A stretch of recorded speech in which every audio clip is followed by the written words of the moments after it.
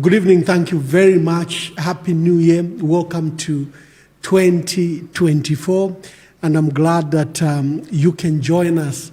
We are having a special program. I'm privileged today to be on a program called The Conversation. And I've been in conversation with Honorable Malozo Sichone. He was an MP for Isoka for a period of 10 years. And he served as Minister for Eastern Province and Muchinga. What are we discussing today on The Conversation? Essentially, the national issues. What has affected us?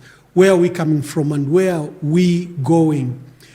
President Hakainde Hichilema has now served over 2 years and 4 months. He was elected on August 12th, 2021. He assumed office on 24th August 2021. We have now had the great opportunity to check his government. We are midway through his term. It's easier now to make a review of the past and a review, a review of what is yet to come. What can we anticipate in this year, 2024, 2025, and 2026 when we go to the next elections on August 2024. What are the prevailing situation? I'll be introducing my guest, Honorable Malozo Sichone. Is on his way here to our studios, and I hope that he says he's a few minutes away, so we'll give him that opportunity, but let's start the conversation. We'll speak for about an hour. This is almost an inaugural program, so we may not open the phone lines. We will see as the program progresses. In the conversation, it can be any two people that will come to the studios and discuss a particular topic or just generally what is affecting our country in a conversational manner. What's the state of our country? I think our country is going through a novel situation. We have multiple national crises that are affecting our people. We have the economic crisis as we know it, the high cost of living, probably the highest cost of living in the last 30 years. People are grappling with cost of meal, it's over 320. You can get one from ZNS, which sells at 230, but for some reason, government has not explained where the Zambia National Service is getting its maize from. And remember, there was information that leaked out that government intended to import meal and maize from South Africa. South Africa is a well-known GMO area, and we have regulations and rules against GMOs in this country. And I think that's why the ZNS meal has been slow. Even when you go into supermarkets, I don't know about other places, but I've seen in Lusaka, you find a pile of ZNS meal, which is cheaper at 230 kwacha. But the other meal, Pembe, Simba, and others that are costing 320, people are going for them. I think government has a duty to explain where ZNS is getting its meal. Is this meal from South Africa and it's just being repackaged in ZNS, Eagle brand, or are they getting from FRA? We know what the national stocks are with FRA. They are not quite impressive. So the cost of meal is very high. The price of fuel is also very expensive, which has led to cascading effects for other goods and services. Electricity, and it's very expensive, and it runs out quickly. The electricity tariffs, and I think their rates are quite expensive. We about to open schools on Monday. You heard the announcement from Ministry of Education. They've suspended the opening of primary, from early childhood schools, primary and secondary schools have been, I think, postponed the opening of the schools to 29th January, and they hope that the current cholera crisis can be stemmed, can be maybe, you know, bring to a halt, because the outbreak is rapidly going, especially across Lusaka, where today we've lost 23 people. Yesterday we lost 16 people. And total since October 2023, the number is now over 150 people have died from cholera. The sad part is, since the outbreak, first the cholera didn't go away from January. It was lingering and claiming lives, or it was being treated. But the real outbreak started with the first rains that we experienced in October.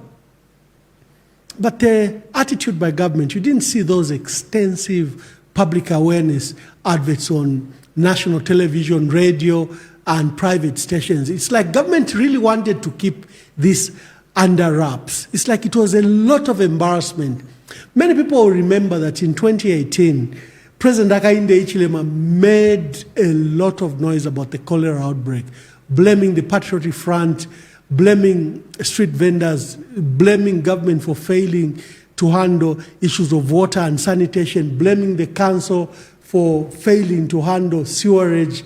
He went to town about the cholera outbreak that last occurred in 2018. And probably this outbreak was a mark of embarrassment for government. That is why we saw a muted response. Now we have an outbreak in full flight, and losing 23 people in one day is something very serious. You've seen when we lose people in an accident, 21 people involved in an accident, and we declare national mourning. Now here, we've lost 23 people in one night, one day. Yesterday, we lost 16 people, and the number now is over 150 people that we've lost to cholera. And apparently, we have other outbreaks, other disease outbreaks. Dysentery, typhoid, syphilis. We thought this disease, you know, utuswende, twapwile ma 70s, but now we have syphilis outbreak. And the epicenter is, I think, is in Solwezi, and I think another one in Choma and Livingstone. Then we have anthrax. Remember the one, it says, zoonotic disease that migrates from cattle, from goats, and onto human beings. We've had an anthrax outbreak since September 2023, and now we are in 2024, and the outbreak hasn't been arrested at all. So the nation is grappling with various crises, I think, and the trouble is we're not seeing the same sense of urgency that we should. In fact, all leaders, we saw their pictures. The president was in Choma at his farm, tending to cattle. You saw the pictures. He was very busy with his cattle. You saw the DMMU national coordinator, Dr. Paulen, was in Dubai. You've seen the minister of Home Affairs is in Dubai. Everyone was on leave. Tualishiva, you know. Everyone does need some rest. But this is in the midst of all these national crises. And I think our leaders must have taken a moment to commiserate with our people. Our people had the quietest Christmas and New Year holidays we've ever witnessed in many, many, many years. It was literally silent. There were silent nights for sure. But our leaders were out for their family and annual holidays. There was no postponement of the holidays despite the crises that we had and that we still have. They are coming into the crisis. I still haven't seen a national address on the current cholera outbreak by the president. I saw the minister, I think they've opened a new center. They've opened a new center at at the National Independence Stadium. This is to stem, I think, the outbreak that have been going on. Then we have a lot of issues to discuss, especially on governance issues. First of all, the shrinking democratic space, the abuse of human rights, the restriction on rights and freedoms. The Inspector General of Police, Honorable Raphael Musamba, issued an uncharacteristic statement, I think supporting the decision that was made by, we first heard this announcement by the Deputy Secretary General of the UPND, Madam Gertrude Menda, and she said there will be no rallies, no political rallies for the opposition. And the other day we had the Inspector General of Police, then Raphael Musamba, say opposition will not be allowed to hold public rallies. Who is Raphael Musamba to suspend rights of political parties and our rights to freedom of association, expression, and assembly? Who is Raphael Musamba? And they say we have peace in the nation. They say they brought peace. And you are citing the heavy political tensions that are going on in this country. That's today on the conversation. I had earlier told you that I'll be joined by the minister, former minister of Muchinga province, and he apparently was my minister when I was permanent secretary in Eastern Province, Honorable Malozo Sichone. Welcome to the conversation. Ambassador, good evening. Good evening. Murishani. How we know? Murishani na Happy New Year. Same to you. Yeah, yeah. Now today, this is a conversation, so it's relaxed, although we are discussing serious matters. Yeah. The issues that our country is grappling with. Yeah. I think it's an opportunity for us to review President Hakainde Hichilema's tenure. He has served now 2 years and 4 months. So we are midstream in his government. What are your reflections? In the first place, Ambassador and listeners out there, is that if you give me out of 10, you want me to score out of 10, I would tell you that so far, so good. He's only gotten 3 out of 10. Oh, is that so far so good? 3 out of 10 is a poor record.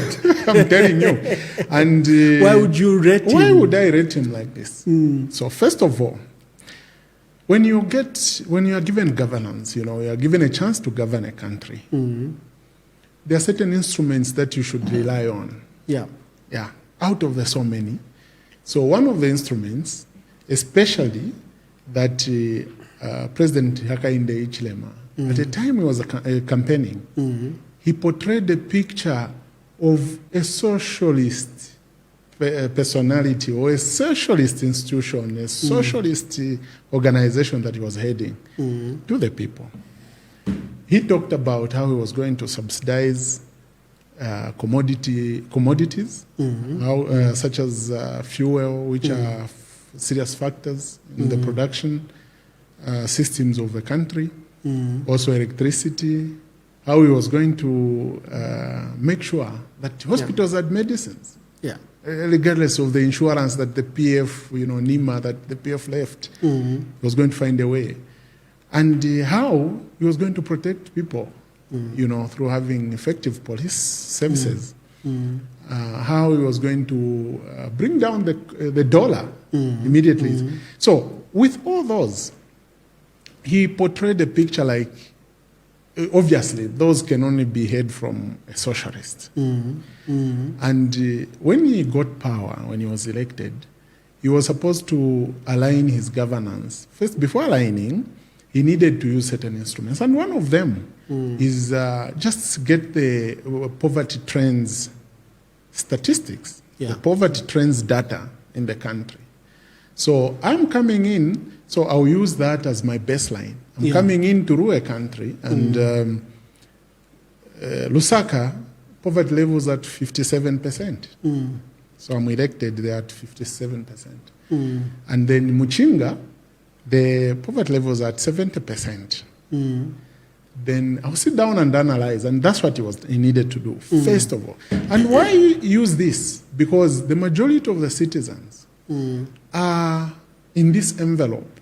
You know, let me say all the citizens are catered for by this data. The data is telling you that, okay, 2021, as you are becoming president, only about 70%, about 69 point something percent of people in Muchinga are under extreme poverty.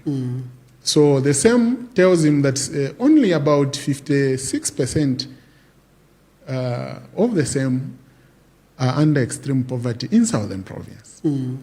So he's supposed to analyze all that data so that every year, and whilst he's sitting with his ministers, they are supposed to say, for example, Lusaka, how do we reduce poverty from 57 to below? You even set a target. So when you set your targets, like, okay, since PF has left it at 57%, even at national level, we are going to bring it to, let's say, 20%. How? That forms your programs of government when you answer the question, how?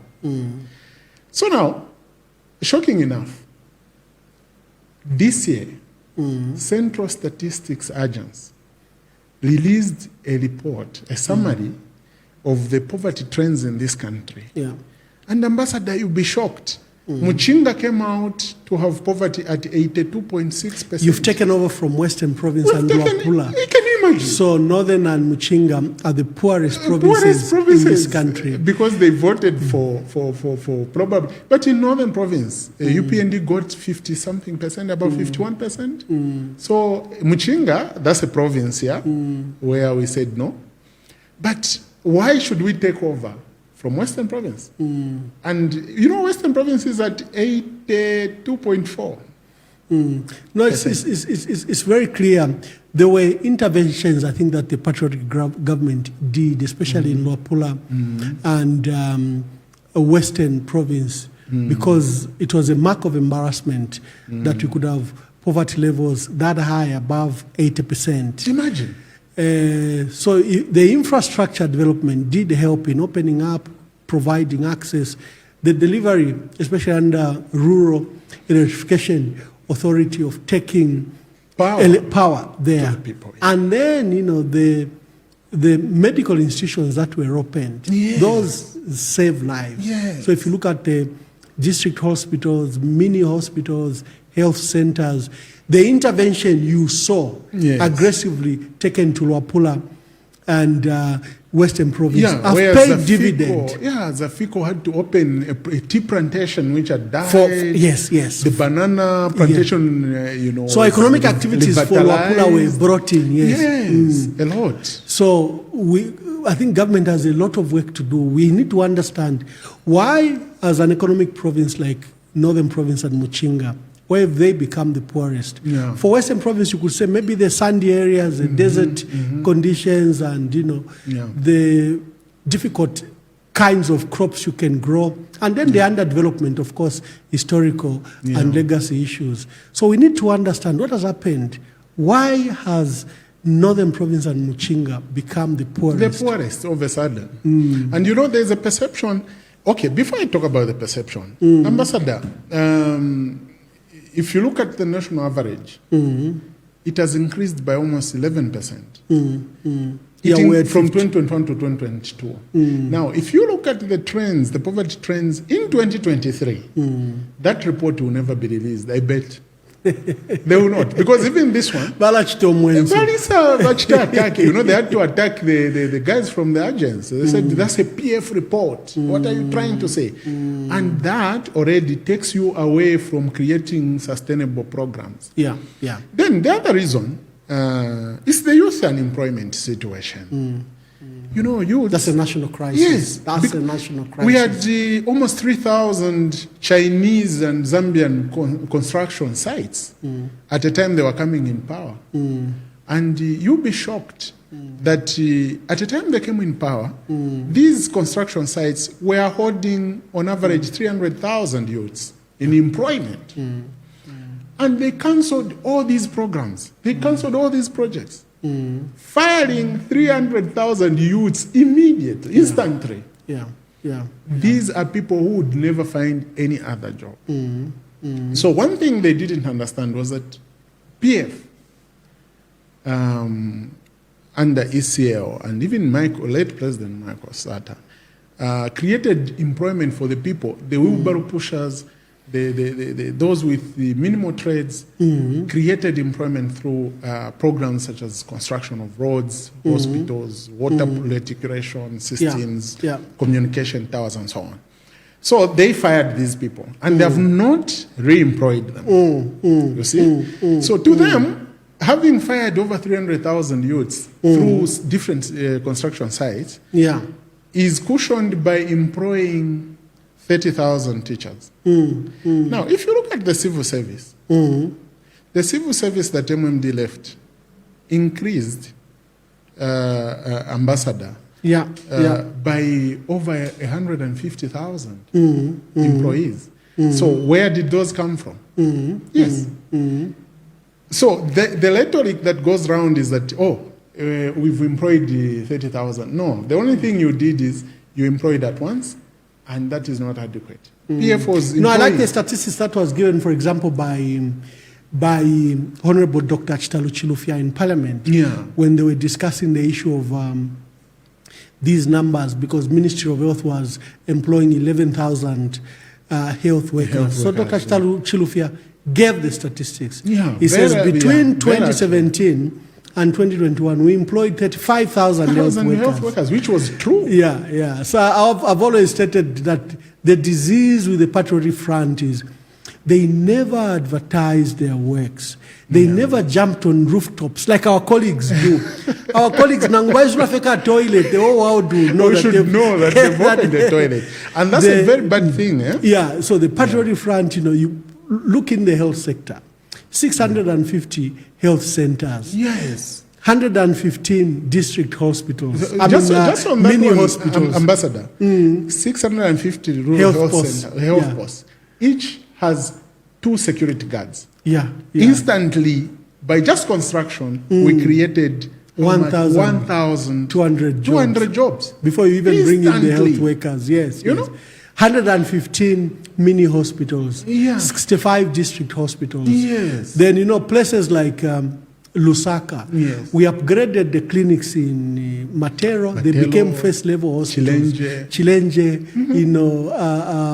I think Mandevu, Chawama, Kanyama. The clinics became first level hospitals to decongest the investigation in Eastern Province, in Chipata. For the first time they saw the creation of a district hospital. And also like Vubwe.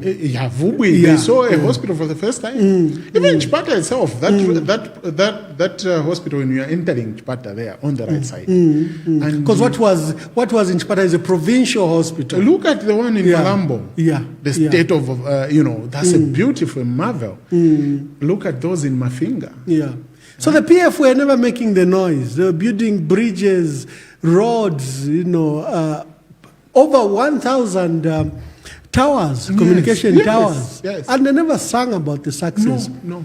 And the opposition was very good. For example, they took advantage of the cholera crisis. They took advantage of when cadres are fighting. They said cadarism, these people have brought violence. And I think it cost us so much. I think it's a lesson for all of us in the opposition. That was propaganda. But you see, Ambassador, in governance, propaganda is a tool. You don't use it from day one to the last day. No. You can't use propaganda for 60 months in office. No. You use propaganda, for example, what has happened with cholera. If they want, they can actually use propaganda. But the truth of the matter is that it's because they've failed to deliver. If you reduce poverty, and diseases like cholera, they They are related. poverty diseases. Yeah, those are poverty diseases. Even America used to have them when they were poor. Yes, yes. So those are diseases associated with poverty. And if you eliminate poverty, automatically you eliminate. But this is a government that could not even read the poverty trends report. Yeah, They told the people at the agency that this report is a PF report. They thought they were scandalizing them. Yes. Instead of using the data to improve on their policies. Can you imagine? Improve the water reticulation in Lusaka. To decongest and remove those, the drainages that are clogged during this period. To sink, all those, those pit latrines that don't need to be there and that are near Surely water Kanyama areas. should have pit latrines. Kanyama should have pit latrines. No. Yeah. We strategized, I think, when we were in office, when we were in government, you will realize that we started with the drainage systems. We said the drainage systems, if we unclog them, if we construct proper drainages, we'll have this water problem will go. Yeah. Okay? Yeah. So we started with that. Secondly, we said we should have tarmacs or tarmac roads in compounds, in Kanyama, in Ngombe. When you're driving in Ngombe, you'd be shocked. Yeah. It's a beautiful, beautiful place because of the tarmac.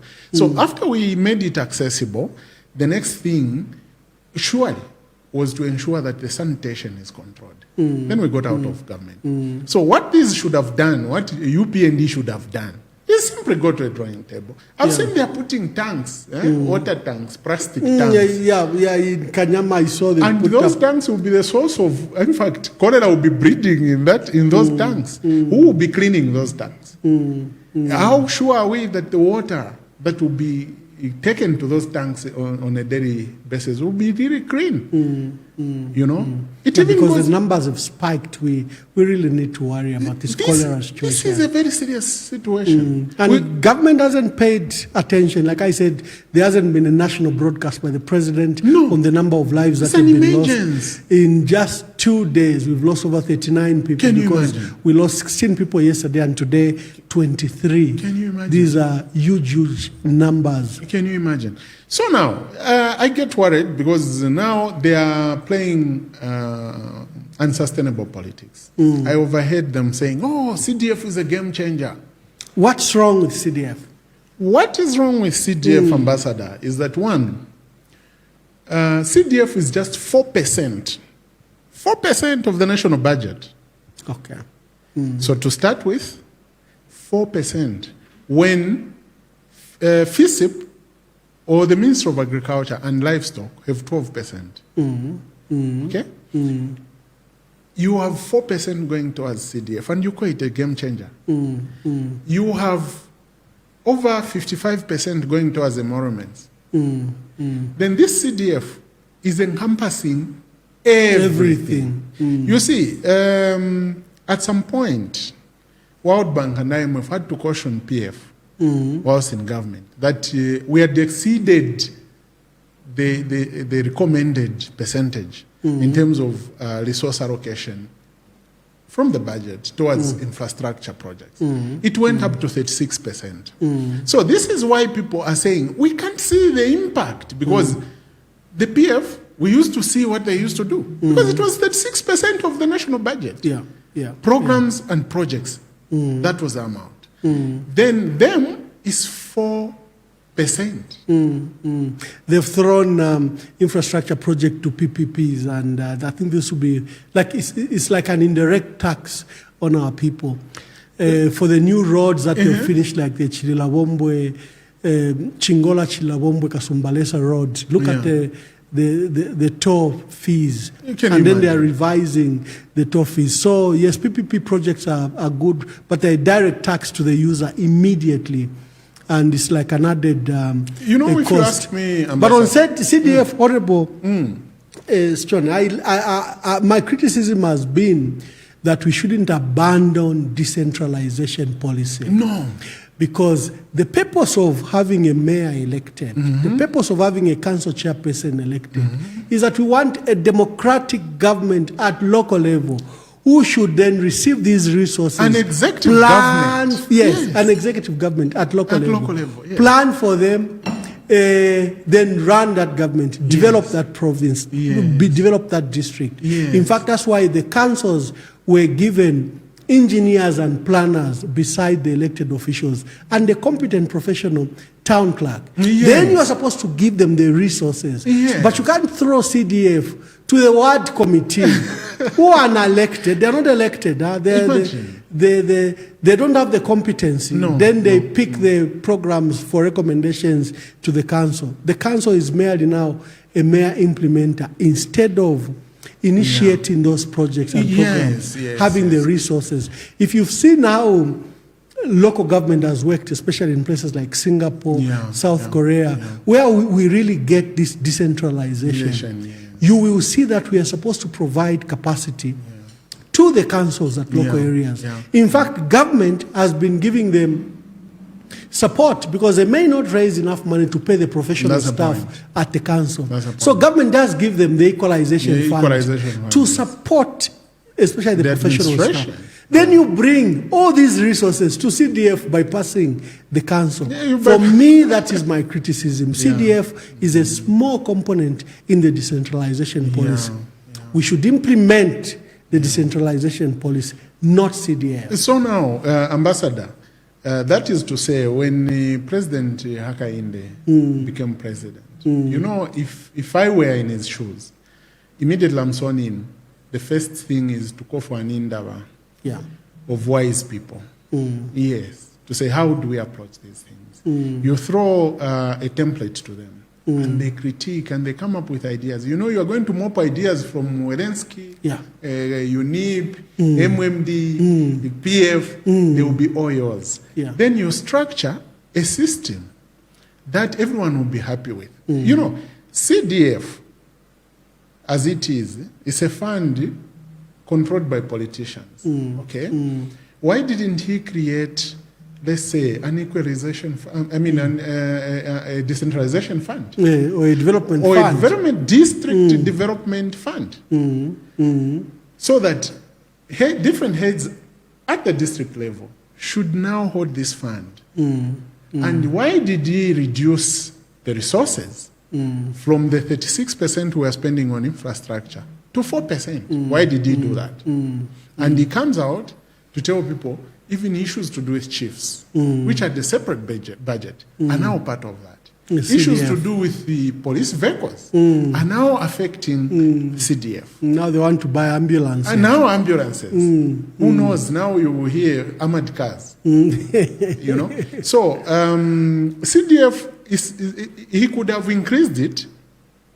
Let's say there's nothing wrong. He can have 30 million for CDF, and he goes and creates a district development fund, which also has, let's say, 100 million. No, so what they've done is, there are mere changes. There's no change to the national budget to, for example, demonstrate that CDF has been increased. What they've done, you and I worked in provinces. And you know that the province receives its own money, the districts do receive their own money. So they've shelved off all those monies and now grouped them under CDF. No, reduce, then put them under CDF. Because if you put everything we were receiving, that's what was culminating to about 36% of the national budget. So there's no way.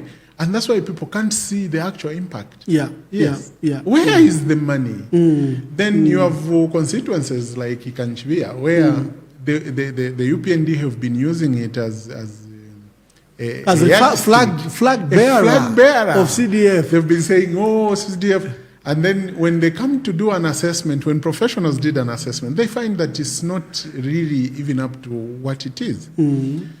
So I think when they did the compilation of CDF utilization fund for I think 2023, I noticed Kanchibia was not even among the top 20. No. And that's very interesting. So now, going forward, you remember we used to have youth development fund. Where has that fund gone? You know, even at community level, we used to have community fund to support underprivileged children and orphans. Yes, the social welfare fund. Yes. And the women had several funds. Yes. Which have since empowerment died. funds, yes. So they've just thrown everything at CDF. So do you know why poverty levels have been rising? It's because, one, a ministry like gender was killed. The women are so key. When you give women programs that are earmarked, not programs where you assume people who decide or mainstream in a department, they have a desk. No.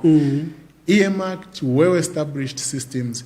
The women have a fund. They can walk in there and get application forms, and they know they have a ministry, and they know their minister will come to give them support.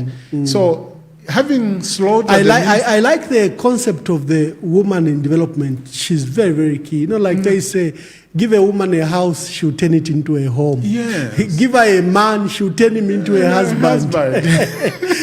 Give a woman, just these ingredients, she'll turn it into a meal. Give her resources, she'll turn it into development. Yes. And you see, this is what they overlooked. So those are some of the reasons why they've been failing. Then, as though that is not good enough, Zambia is an agricultural country. Whether we are mining, what are we getting from mining? Our people, most of them are, are employed on the land. So now, as an agricultural country, we have a situation where the production has been going down and down and down. So why? It's because they restructured a support program that was supporting farmers. And the farmer input support program. Yes. And now they're turning it into loans. They want farmers to sign commitment letters that they'll sell to the Food Reserve Agency. Can you imagine? Why are you restricting a farmer? If you get 10,000 kwacha, which is equivalent to 1 hectare of production, you give back 60 bags of maize. Wow. For God's sake. They are killing our farmers. Why do this to farmers? Yeah, they are killing them. And these are farmers who don't have an NRC. And probably a field with a small dog around.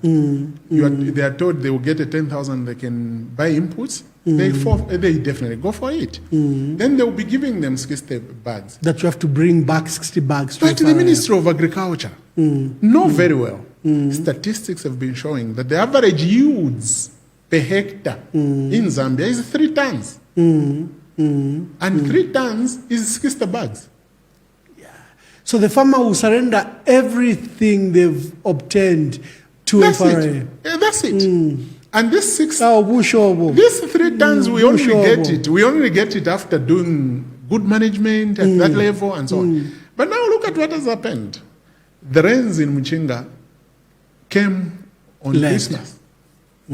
All this time we didn't have rains. So and it's the same picture across the country.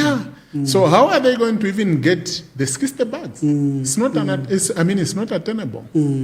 So the Ministry of Agriculture is a missed call. We are missing an opportunity.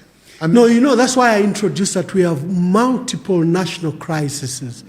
If you go to hospitals, clinics, and health centers, there's no medicine. No. The president at the press conference was saying they have up to 93% stocks. I said, come on. But why is this still lying? Yeah. Why lie? I mean, this is it? So you have a crisis in the health sector. Now we have the multiple outbreaks that we've never known in many years. First, a cholera outbreak last broke out in 2018. Now we have syphilis outbreak. We have anthrax outbreaks. Then dysentery.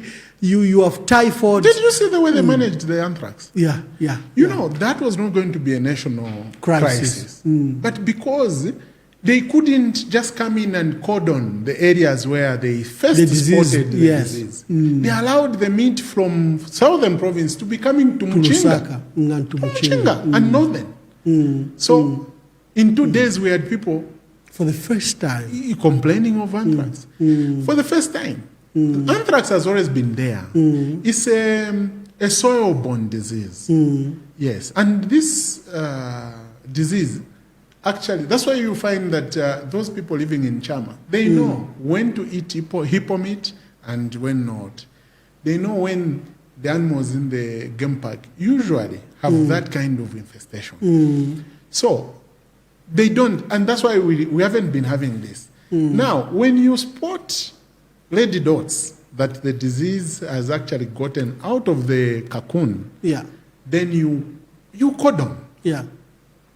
So immediately we should have barricaded all those 3 districts where it started from in southern province, and the meat ban both cattle movement. But look at what happened. They came and made a universal announcement, a universal decision that stop eating meat. And I'm in the meat business. The sales went to 0 the same day. And you suffered losses. Yeah, I suffered a lot of losses.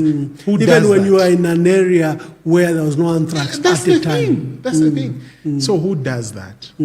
So anyway, maybe could it be because it's job on training? But I mean, Masebo has been in the system for a long time. What could be the problem? You know, in fact, that is what I want to dwell on as we begin to go towards the end of the program. What must be done? What could be the solution to these crises? Why is President Hakainde Hichilema failing on all fronts? Why? We haven't even discussed the issues of governance, where there is shrinking democratic space. They are trying to steal the major political party in our country and give it to a stooge. They're abusing human rights. What, in your thoughts, what do you think should be done? Ambassador. And how can we get our citizens engaged? Yes. Ambassador, you know what I realize? When God wants to, drop a man or destroy a man, he first takes off your brains. It's biblical, it's there. Londolo Lane. When God wants to, take you down, like what happened to King Nebuchadnezzar. Yes, at some point he lost his mind. So when you begin to lose your mind, you can't make effective decisions. Believe me, we have a problem here, a very big problem. First, they advocated, when we are changing the constitution, they advocated for a lean government. Do you know that the number of ministers cannot be equated to the number of managers in Zambia? Yes, Zambia has more manpower than this government. Okay?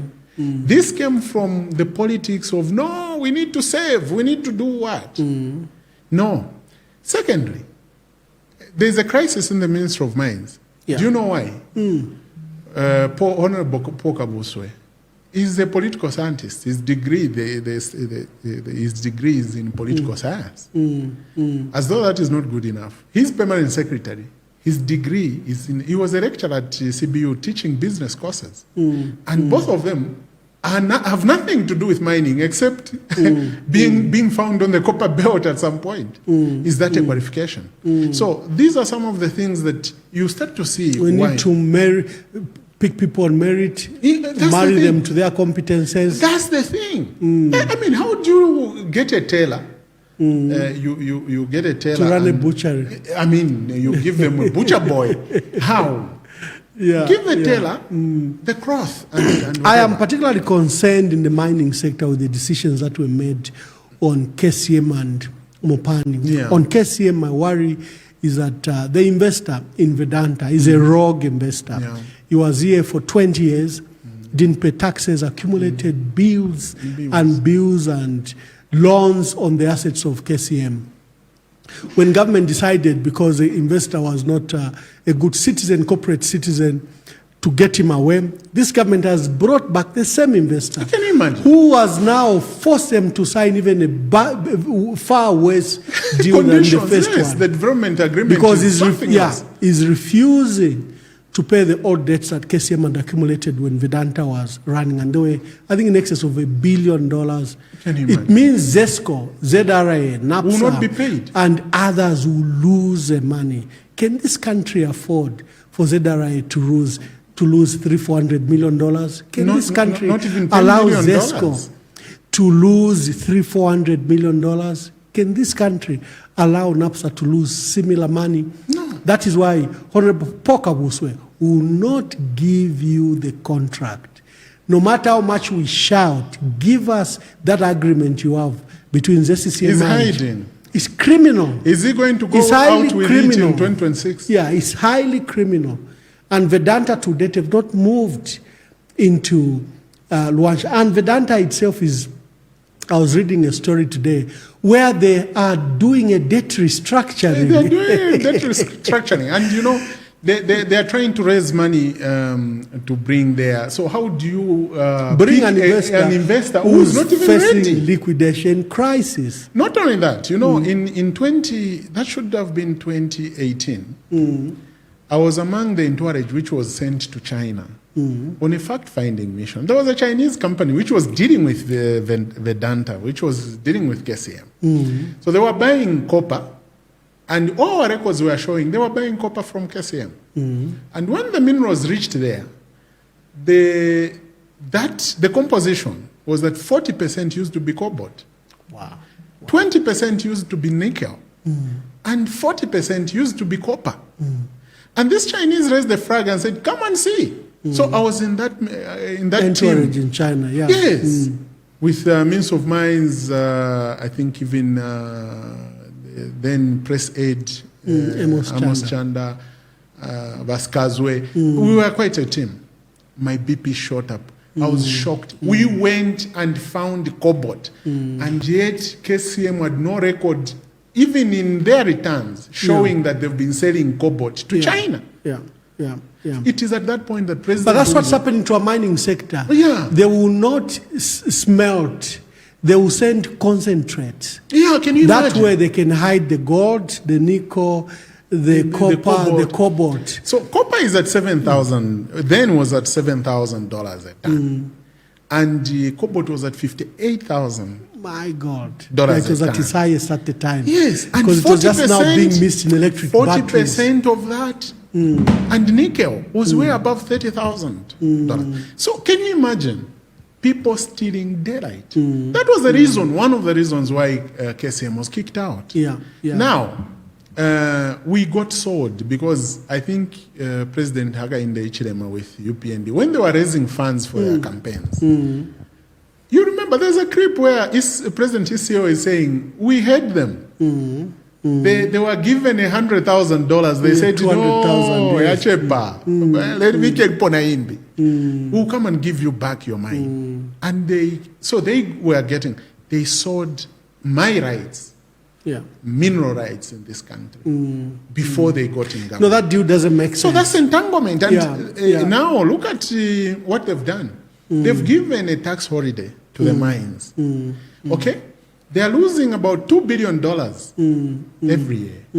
Now, for them to subsidize Miu, they need just about $700 million, not $2 billion. For them to subsidize fuel, they also need not even $1 billion. So if they were collecting this money, the $2 billion they've given to their friends in the mines because they helped them when they were in the opposition, could have saved the price hikes that we've been experiencing. So now, I think the challenge here for President, why I even said he's only scored 3 out of 7. The challenge, maybe without concluding, I must also mention the issue of governance. What police are doing. First of all, does he know that police are finishing him? Oh, yeah. No, they have no idea. They are clapping. They are coming for us that, that are on social media. The so-called praise singers are even happy. Yes, what do you need a rally for? No need for a rally. No, but what they need to know, and our message in 2024, is that rallies we shall have. Yes. Rallies is a right. Musamba cannot stop. Let us see if Musamba is going to shoot me over my rights. It's not a criminal offense assembling there. It's not criminal. Even if we protest or we hold a rally, let us see if they are going to come and shoot us. If they are saying they are going to arrest us, time is ticking. We are remaining with 2 years and they will be out. So, tukesafuma, let them arrest us, tukesafuma. And that's a call to Zambians.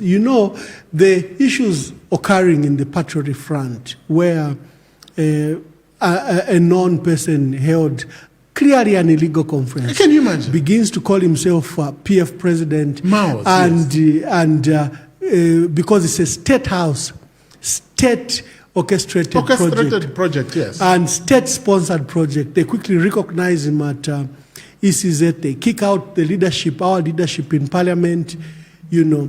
And now they even want to stop us participating in by-elections, where they are saying only those at the registrar should participate. It's funny. Even cleaning, we've recognized that there is a huge crisis. We want with to clean. cholera. They says no, registrar of societies. Oh my God. So clearly a lot of things have gone wrong in the governance sector. President Hakainde Hichilema is fostering a dictatorship. Yeah. He literally want to erase the multi-party state nature of our country. We are a democracy. In 1991, we decided would be a multi-party democracy, and he's trying to erase this. You know, Ambassador, by stealing and killing the Patriotic Front. You know, Ambassador, the Patriotic Front project, if I were in his team as a minister or a national whatever management member, I could have told him to say, leave this project. It's that snake called Jiringaringa in Tonga. There's a snake which has two heads. So when it reaches where there's a tree and it's going around the tree, it sees the other head and thinks that's another snake. You know? And then it's quick at biting. So it quickly goes and bites the other head. Inject the venom. Thinking this head is dying, not knowing that at the end of the day it will also die. That's what this man is doing. You know, he could have, the clever politicians we had, the Michael Satters, he told us, stop talking about MMD anymore. Go back to work. Yeah. They've elected us, we don't need to be. You remember? And what did we just saw people leaving the party, going to join PF, leaving MMD, joining PF. Eventually, the MMD was in a share to some extent. But also, what is saddening is this thing where we are seeing judges leaving. Yeah. Ambassador. No, it's a big concern where the Judicial Complaints Commission has been weaponized against the judiciary. Yeah. Their security of tenure is not guaranteed, and it's being used as a weapon to beat them in line. Can you imagine? As we begin to wind up, what would be your concluding remarks, especially relating to the economy? What shall be done? Issues of governance. What should our people do? Yeah. It's very shocking. When I was analyzing the budget that they just passed, I discovered Ministry of Livestock and Ministry of Agriculture are lumped together. And they have something like 12%. So my worry was, you have two ministries sharing a 12%. Yeah. Are you sure then we know what we want? There's no way this economy is not going to be revived if we cannot enhance production. Agriculture production. And sadly, it's so vivid. 2024 is a year of hunger, coupled with bad climate, and also the food reserves were tampered with. We exported. They exported. This government exported and this thing of selling things, I don't know why the president loves the selling of things. Eventually, we have to be careful. Someone can just count our heads and ask someone so much per head and we'll be sold. Yeah. So going forward, this economy is in shambles and it will continue being so. When PF left office, copper production was at 700 tons a year. Now it's at 300 tons. And they have no plan on how to raise it. They lied to us that the tax holidays to enhance production. But that's not the case. So going forward, this economy, for it to be improved, we need to enhance production. Cooking oil, we are still importing. Honestly, we should be importing a vegetable oil. When we had, brought about, especially soya production, so much. Again, people were lied to. They were lied to that there will be good market for soybeans, grow soybeans. Then they grow soybeans, they are disappointed and left to suffer alone. I mean, it doesn't make sense. We should be importing machines and not some of these other things. Going forward, I don't see this economy improving because the 2023 budget is the same as the 2024 budget. Then, besides that, they only have one cycle of budget before going into elections. So 2025, I don't know, maybe will be also the same, and that will be the end. So UPND has lost time. The first, in governance, you create an impact the first 90 days of governance, the first 3 months. What we up to now they are completing in terms of infrastructure was planned the first 90 days. What we were enjoying the benefits, even the subsidies themselves, came from what we did the first few months. Yeah. Now they're remaining with 2 years.